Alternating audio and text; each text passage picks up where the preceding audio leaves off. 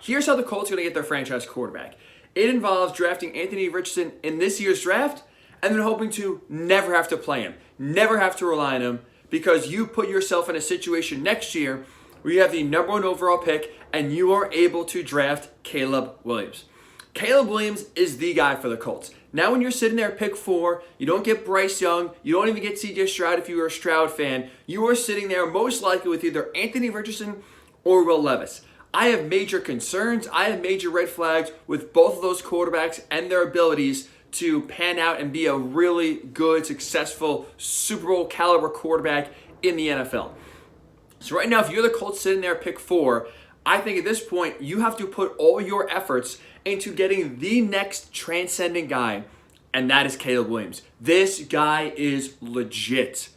Every NFL draft analyst says the same thing. They all compare him to Patrick Mahomes. They all say he would be the first quarterback taken if he was eligible for this year's draft. If you haven't watched any USC, do yourself a favor, pick a Saturday in the fall this year and watch Caleb Williams. I promise you, you'll come away thinking the same thing that I am. This is the answer. If you're the Colts and you can get the number 1 overall pick and get Caleb Williams, I think by 2028, this team will be back in the Super Bowl. That's how special this guy is. This is the next Andrew Luck. This is that sort of caliber of prospect that is can't miss, instantly changes your franchise's trajectory going forward. So right now, with where the Colts are, I think you have to prioritize in terms of getting a legitimate answer and ending this godforsaken quarterback carousel. The answer to that, the way you finish it, is by getting Caleb Williams in next year's draft. Here's, though, where Anthony Richardson comes into play.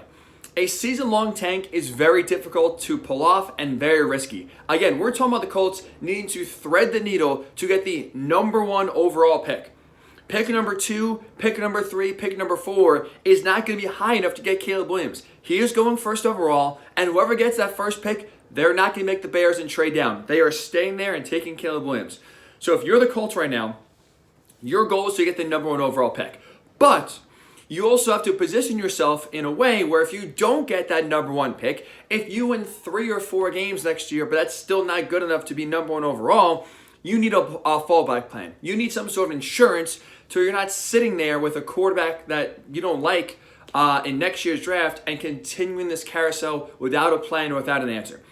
That's why you have to draft Anthony Richardson in this year's draft at pick number 4. Again, I have a lot of questions about Richardson, but the one thing I will say and give him credit, physically, this guy has it all. He has all the tools, all the talents you need to be one of the best quarterbacks in the NFL. The biggest question for him is consistency. Can you put it all together, and then can you put it all together game in and game out? Richardson at Florida has not been able to do that. We know the talent is there. We know also the consistency is lacking big time. So it's a major risk for me if I'm the Colts to put all my eggs in the Anthony Richardson basket and hope he pans out. He could pan out. I think it's a massive risk and not one that I feel great about being my plan A. My plan A should be the no-doubt transcendent quarterback. That's Caleb Williams. If, though, you can't get him, okay, I think a fallback plan is not bad to be having a guy like Anthony Richardson waiting in the wings. You're going to have a year to develop him, talking about next year's draft. And you kind of look at him. This is how I view Anthony Richardson.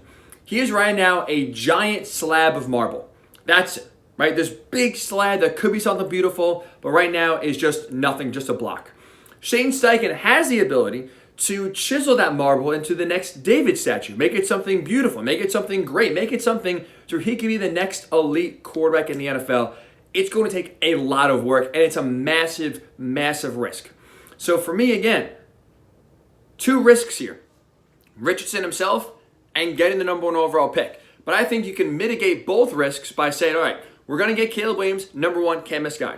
But if you can't get him, we're going to have an insurance policy of Anthony Richardson, and we'll see how he develops in at least this next year. Hopefully there's some positive signs. And if you can't get Caleb Williams, you at least feel good. You feel, okay, we have something with Anthony Richardson here we can work with, instead of passing on a quarterback at pick number 4, rolling into the season with Gardner Minshew and Sam Ehlinger, hoping to get the number 1 overall pick, don't get it, and now we're sitting here this time next year thinking the same thing. What the hell? Who the hell is going to be a quarterback? We have no options or no real answers yet again. That is the worst case scenario. Which is why I'm the Colts. You need 2 bites at the apple.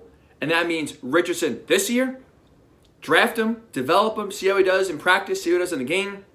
And the number one goal should be putting yourself in a position next year to get Caleb Williams, get the answer at quarterback, and watch your franchise take off. But again, Caleb Williams has to be plan A. You need, though, insurance policy in case you can't get him. That's where Richardson comes into play, which is why you got to draft Richardson this year. Hope to never need him, never play him, trade him next year, and get Caleb Williams. That is how we as Colts fans are going to get out of this quarterback hell they've been in the last few years.